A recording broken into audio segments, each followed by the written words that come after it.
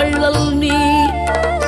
மலைதோறும் படை வீடு இருந்தாலும் முருகாயன் மனவீடு வந்து அமர்வாய்.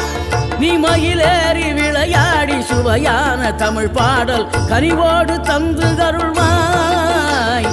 கனிவோடு தந்து அருள்வாய்.